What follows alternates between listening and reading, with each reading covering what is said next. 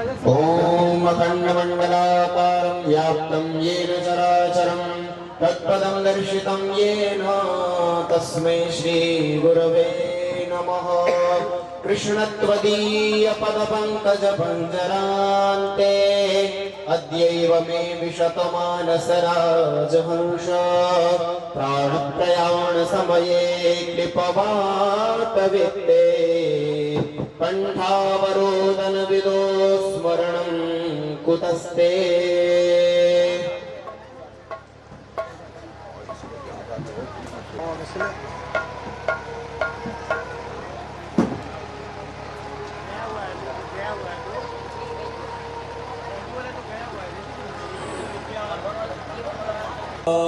नमः।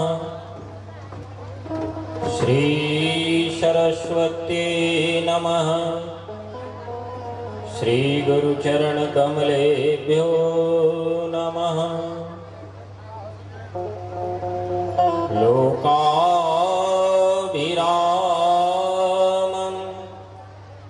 रणरङ्गधीरं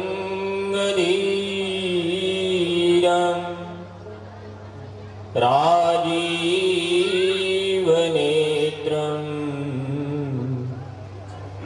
रघुवंशनाथं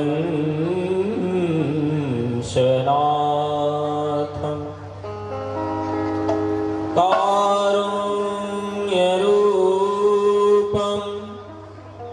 करुणाकरन्तं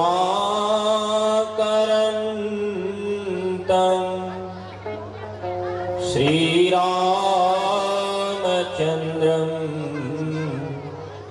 शरणं प्रपद्ये। मनोजवं मारुततुल्यवेगं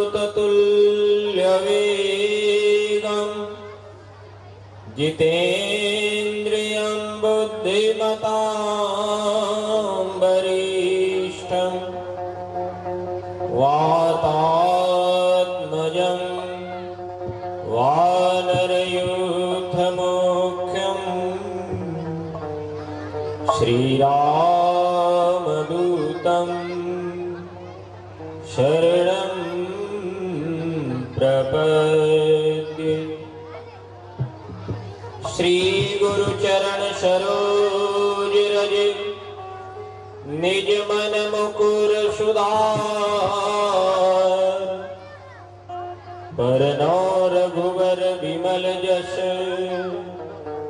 जोदायक फल चार।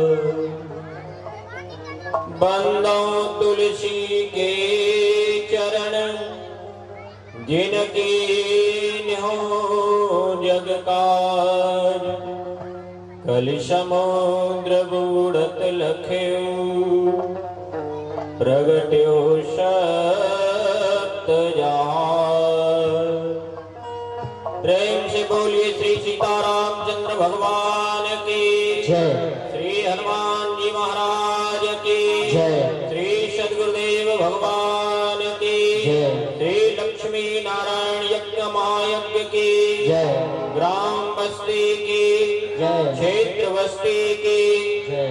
ओम नमः पार्वती पतये हर हर महादेव।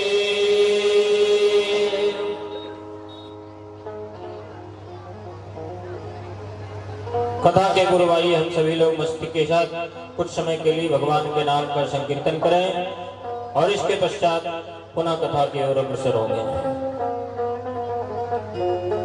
जय सिया राम जय जय सिया राम जय सिया राम जय जय सिया राम जय सिया राम जय जय सिया राम जय सिया राम जय जय सिया राम जय सिया राम जय जय सिया राम जय सिया राम जय जय सिया राम जय सिया राम जय जय सिया राम जय सिया राम जय जय सिया राम जय सिया राम जय जय सिया राम जय सिया राम जय जय सिया राम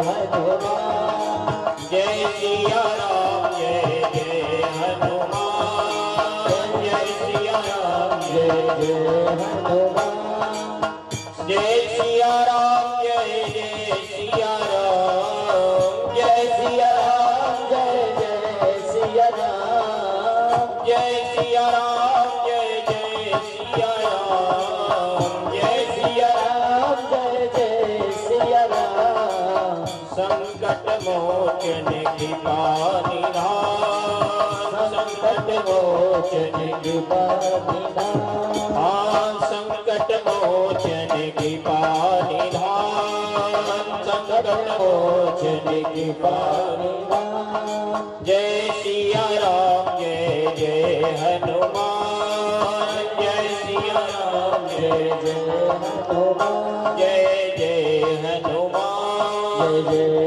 हनुमान जय जय हनुमान जय जय जय हनुमान प्रेम से बोलिए श्री सीतारामचंद्र भगवान की जय श्री हनुमान जी महाराज की जय श्री लक्ष्मी नारायण महायज्ञ की जय श्री स्वामी देवीजाचार्य जी महाराज की जय ग्राम बस्ती की जय क्षेत्र बस्ती की जय समस्त यज्ञ में श्रद्धालुओं की जय यज्ञ में आए हुए समस्त आचार्यों की जय सब संत भगवान की जय भक्त भगवान की जय जय जय सीता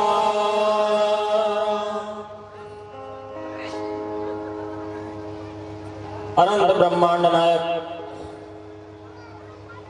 भगवान श्री सीताराम जी देवादिदेव महादेव भूत भावन भगवान शंकर जगत जननी जगदम्बे पराम्बा भगवती पार्वती श्री राम कथा रस रसिक अनंत बलवंत श्री हनुमत लाल जी महाराज परम वंदनीय प्रातः स्मरणीय पूज्य श्री सदगुरुदेव भगवान श्री लक्ष्मी नारायण महायज्ञ को संपन्न कराने वाले परम पूज्य अनंत श्री विभूषित जगत गुरु रामानुजाचार्य प्रतिष्ठित श्री स्वामी देवेशाचार्य जी महाराज एवं विभिन्न तीर्थ क्षेत्रों से पधारे हुए समस्त यज्ञ में आए हुए समस्त आचार्यगण उपस्थित सभी श्रद्धालु भक्तगण भक्ति शक्ति स्वरूपा माताएं बहनें श्री लक्ष्मी नारायण महायज्ञ सोलहंडा के इस पवित्र धरा पर आयोजन हो रहा है और हम सभी लोग बड़े भाग्यशाली हैं। लेकिन भाग्यशाली तब कहे जाएंगे जब हम इसका पूर्ण लाभ उठाने का प्रयास करें। हाँ, जब इस यज्ञ में हम सभी लोग अपना पूर्ण आहुति डालें।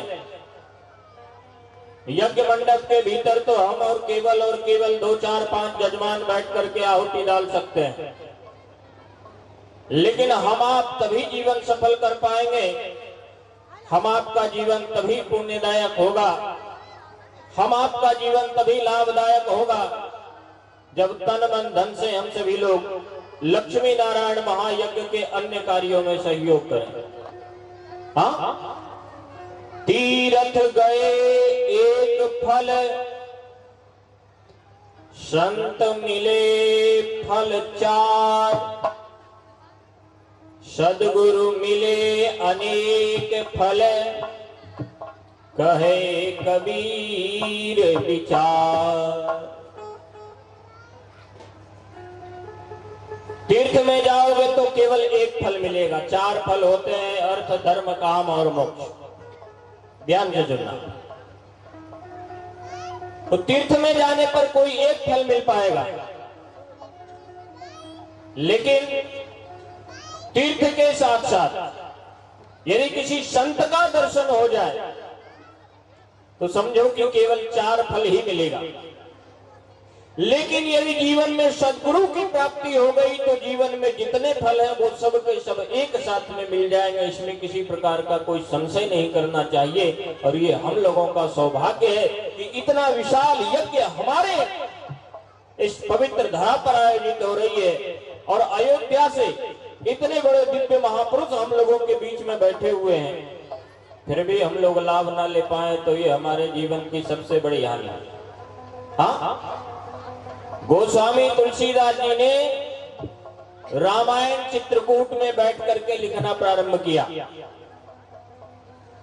पूरे चित्रकूट में रामायण के कई कांडों को लिख डाला, बचे खुचे कांडों को अयोध्या में लिखा और कुछ एक बच गए तो उसको जाकर के काशी की धरा पर बाबा विश्वनाथ की नगरी में पूर्ण कर दिया।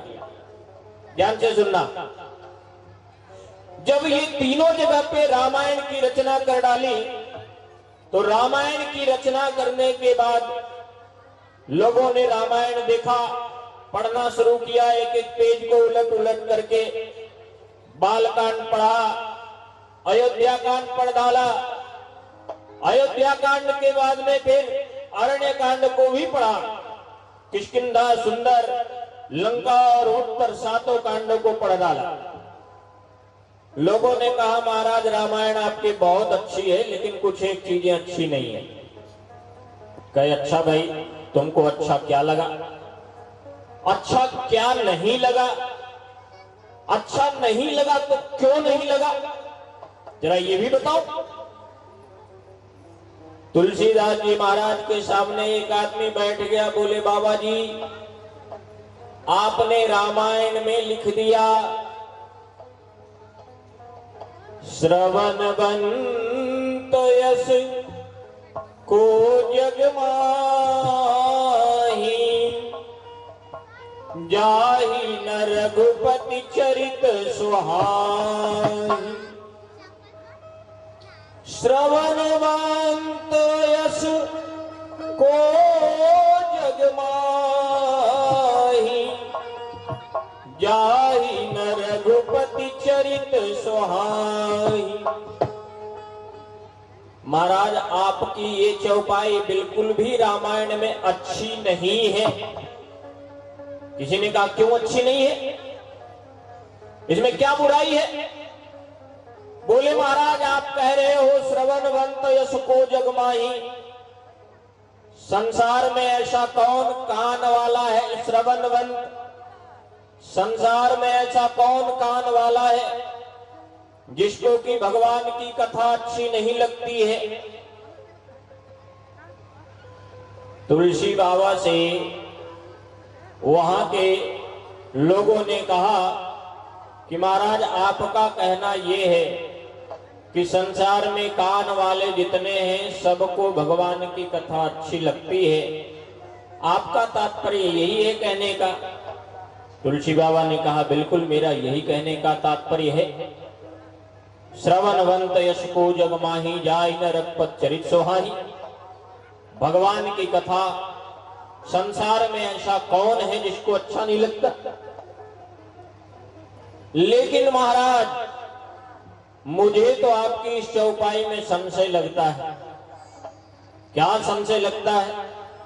अरे बोले महाराज इतना बड़ा सुलहंदा गांव है, इतना आसपास के क्षेत्र है, केवल गांव गांव की जनसंख्या देखी जाए तो यहाँ कम से कम 2000 से ऊपर होंगे। कथा में आए कितने लोग? ठीक है 500 भी नहीं दिखाई पड़ रहे हैं। तो हमारे कहने का मतलब ये है महाराज, आप कह रहे हैं कि दुनिया में जिसके पास भी कान है भगवान की कथा उसको अच्छी लगती है। यहां तो 2000 के आधे भी नहीं आ पाए, इसका मतलब आधे लोगों के पास में कान नहीं है क्या? आपके कहने का मतलब तो यही है कि लोगों के पास कान नहीं है, और कान होता तो फिर सब कोई भगवान की कथा सुनने के लिए आता। सबके कान दिखाई पड़ रहे, कोई ऐसा है नहीं जिसके कान दिखाई ना पड़ रहे हो। भगवान ने कान इसीलिए दिया कि हम भगवान की कथा अच्छी तरह से सुन सकें। लेकिन कान होने के बाद में भी यदि कथा हमें अच्छी नहीं लग रही है तो इसका मतलब तो यही हुआ कि आपकी जो है कथा है वो बिल्कुल अच्छी नहीं है। इसका मतलब यही है। तो रामायण से पहले तो आप इस चौपाई को निकाल करके अलग रख दीजिए। श्रवणवंत यश को जग माही, जाहि न रघुपति चरित सुहाई, निकाल करके अलग रख दीजिए। तुलसीदास जी महाराज ने कहा, बेटा एक बात बताओ हमें। क्या? बोले घर में 56 प्रकार का भोजन बना हुआ हो, पूरी हो, सब्जी हो, मिठाई हो, रसगुल्ले हो, छेना हो, पेड़ा हो, फल हो, फ्रूट हो, जितने हैं दुनिया के सारे भोजन एक साथ में बनाया गया हो। आप में से कौन ऐसा आदमी होगा जो कहेगा कि मैं नहीं खाऊंगा? कौन ऐसा होगा? कितने लोगों के तो नाम सुन करके मुंह में पानी आ जाएंगे।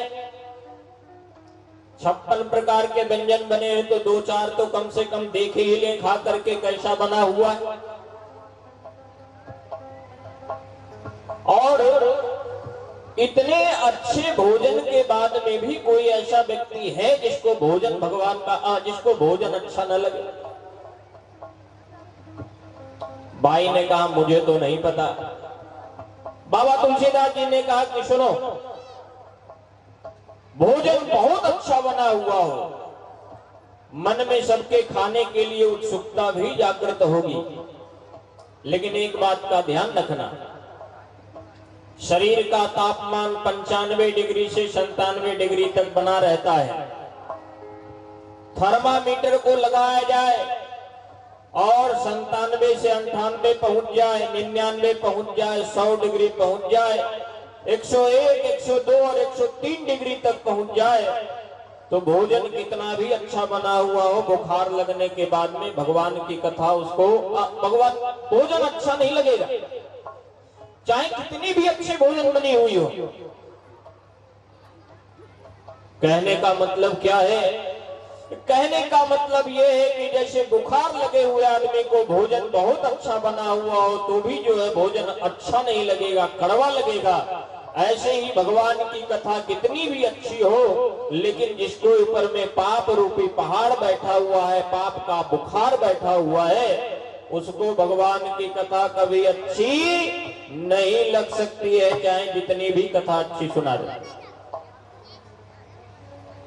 अभी तक तो पूरा पांडाल भर जाना चाहिए और यहां से आगे तक जो है हो जाना चाहिए, लेकिन आधे भी पांडाल नहीं भरे पड़े।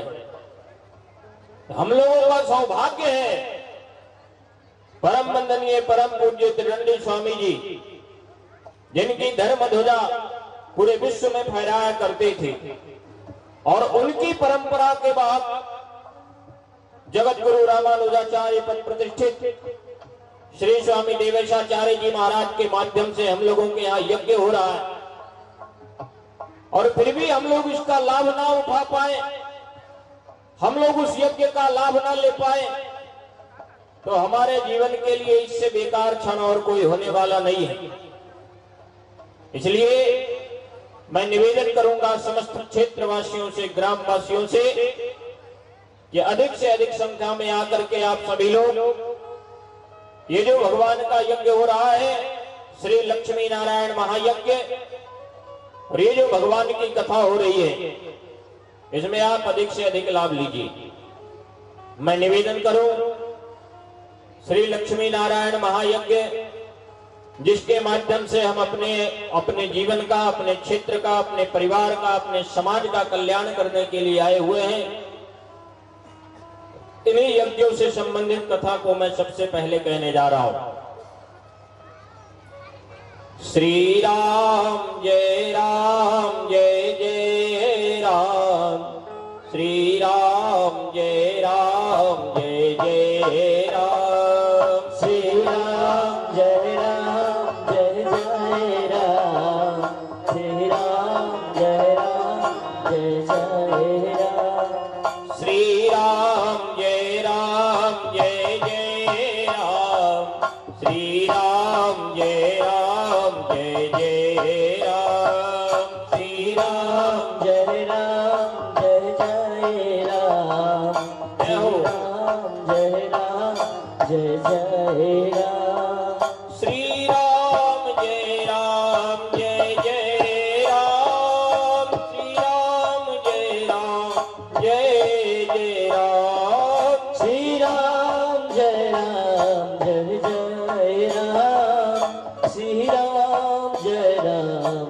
जय जय राम, जय जय श्री राम जय राम जय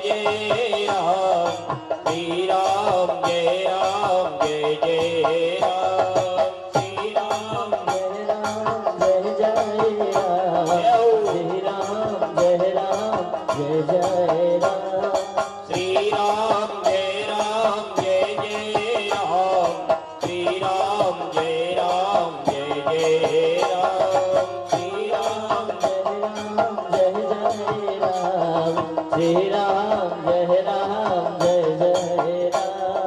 प्रेम से बोलिए श्री सीतारामचंद्र भगवान की। कितने दिन हो गए यज्ञ को यहाँ पे? हाँ, कितने दिन हुए?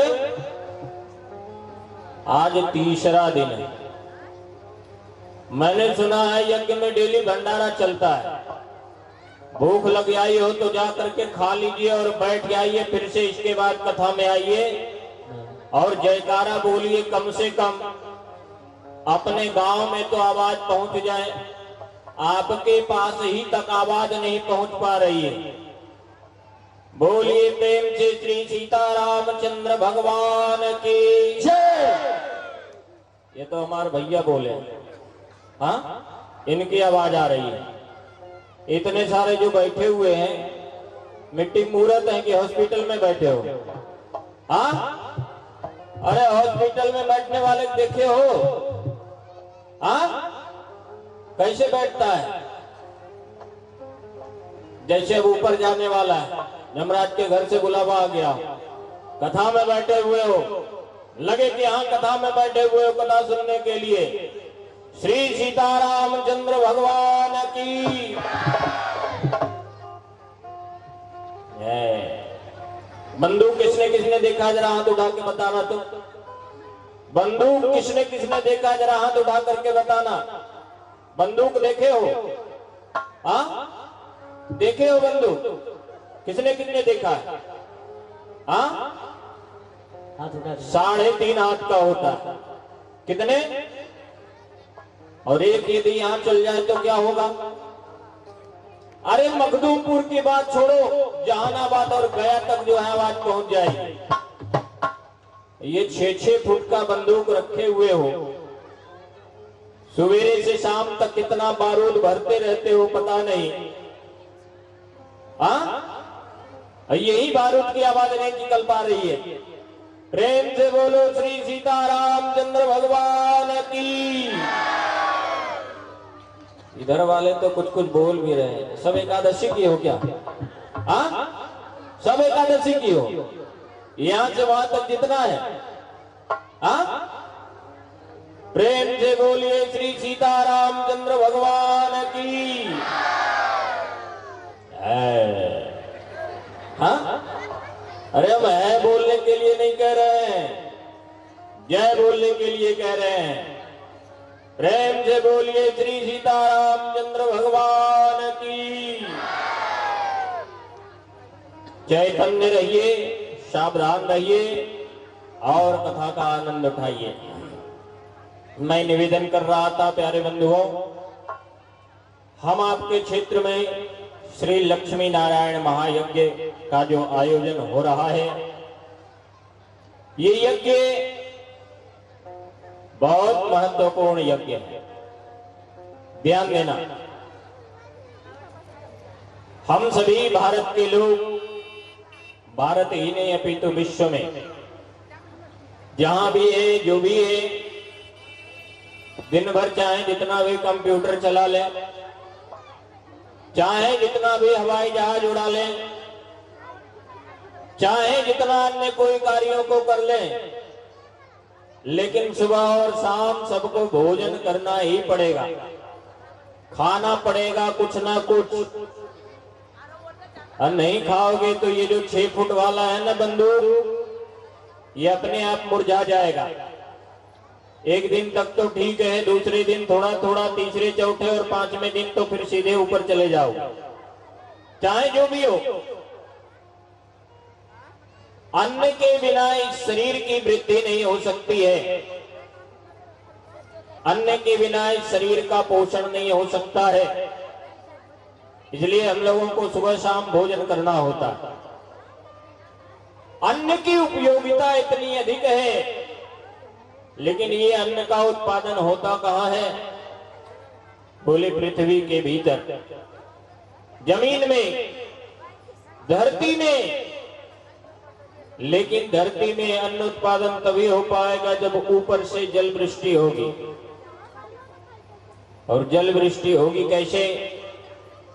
जल वृष्टि तभी संभव है जब हमारे यहाँ, आपके यहाँ, हमारे पूरे भारत में, पूरे विश्व में यज्ञ की संस्कृति हमेशा हमेशा के लिए कायम रहेगी।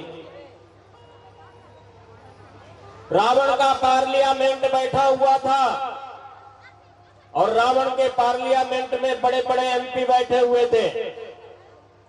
रावण ने सारे लोगों को विचार करने के लिए बुलाया। बोले एक इमरजेंसी मीटिंग करनी है, जरा आप सभी एमपी लोग आ जाइए, जितने मेंबर हैं, जितने एमपी हैं, सबके सब आ जाइए। ए माताओं, शांति से बैठ जाओ, नहीं आज कथा में से चली गई तो भगवान तुमको सीधे अपने यहाँ बुला लेंगे। बैठ जाओ शांति से। जाने लग गई अभी से, आज गई से फिर सीधे ऊपर गई। हाँ, इसलिए शांति से बैठे रहो।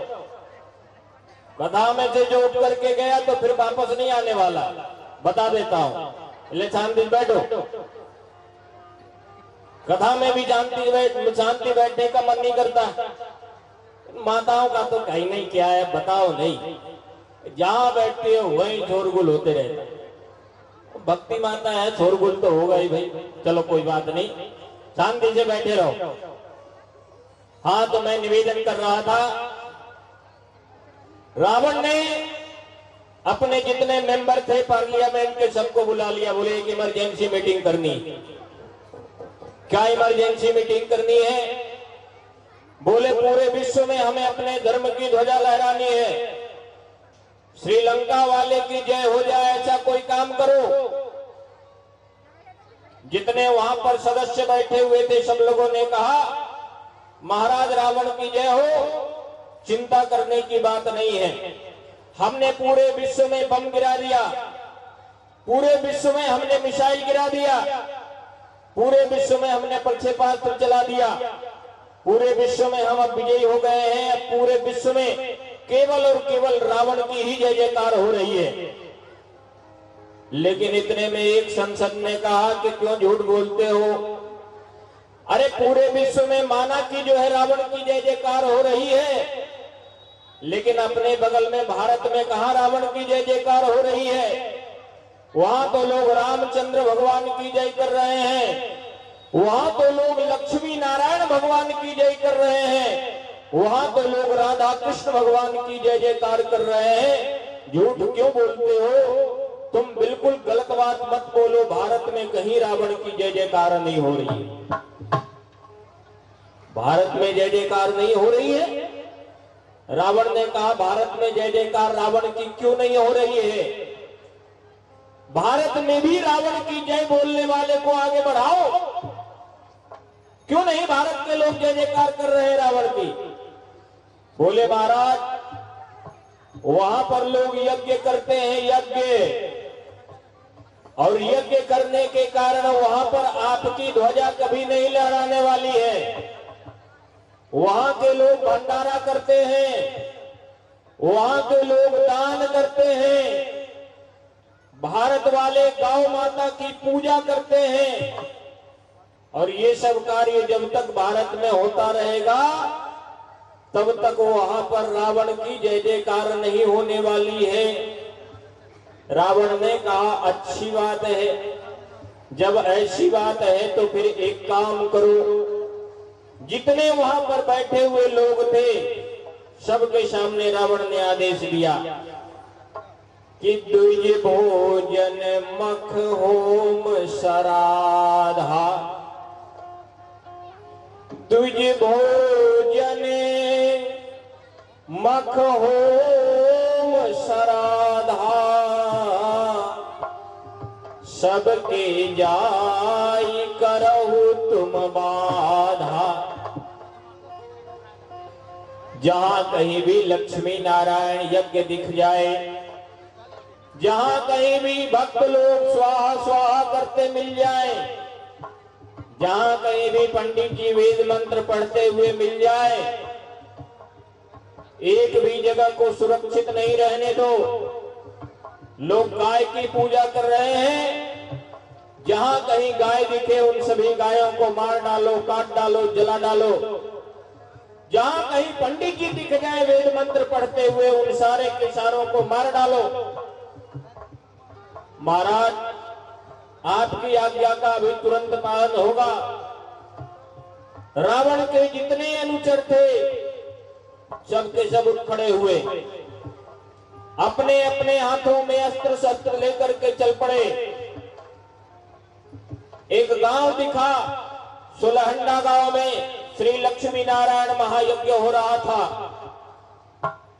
जैसे ही रावण के अनुचर आए, यज्ञ मंडप को तोड़ दिया, यज्ञ में बैठे हुए ब्राह्मणों को मार डाला और यज्ञ में बैठे हुए जितने भक्त लोग थे उन सभी को भी उसी यज्ञ कुंड में स्वाहा कर दिया। ध्यान से सुनना। जे देश धेनु द्विज पावही, जहां कहीं भी ब्राह्मण दिख जाए, जहां कहीं भी गौ माता दिख जाए, जहां कहीं भी यज्ञ होता दिख जाए, क्षेत्र में जहां कहीं भी धर्म का कार्य होता दिख जाए, ऐसे सारे जगहों पे रावण के अनुचर ने जाकर के सबको विध्वंस करना शुरू कर दिया। दक्षिण भारत में 60,000 हाथियों का बल रखने वाली शूर्पणखा को नियुक्त कर दिया। उत्तर भारत में 60,000 हाथियों का बल रखने वाली ताड़िका नाम के राक्षसी को नियुक्त कर दिया। जहां कहीं साधु संत मिल जाए, जहां कहीं ब्राह्मण मिल जाए, जहां कहीं भी वेद मंत्र पाठी वेद पाठी ब्राह्मण मिल जाए, जहां कहीं गौ माता की सेवा करने वाले भक्त मिल जाए, पूजा आरती उतारने वाले भक्त मिल जाए, सबको उसने मारना शुरू कर दिया। पूरे भारत में जहां यज्ञ होता था, जहां यज्ञ की संस्कृति बची हुई थी, जहां कहीं भी ऐसा कोई शुभ कार्य दिख जाए, रावण ने धीरे धीरे कर करके सबको विनष्ट करना शुरू कर दिया। आज हमारे भारत में वही समय कई एक बार दिख जाता है। कई एक बार हम आप लोग देखते हैं, हम लोगों के यहाँ यज्ञ बड़ी मुश्किल से हो पाती। हाँ, ये तो हम लोगों के ऊपर में भगवान की बड़ी कृपा है। लक्ष्मी नारायण महायज्ञ आप सभी लोगों के माध्यम से, आप सभी लोगों के सहयोग से और आप सभी लोगों के परिश्रम से, और आप लोगों का परिश्रम तो है ही है, लेकिन श्री स्वामी देवेशाचार्य जी महाराज की कितनी बड़ी कृपा है जिसके माध्यम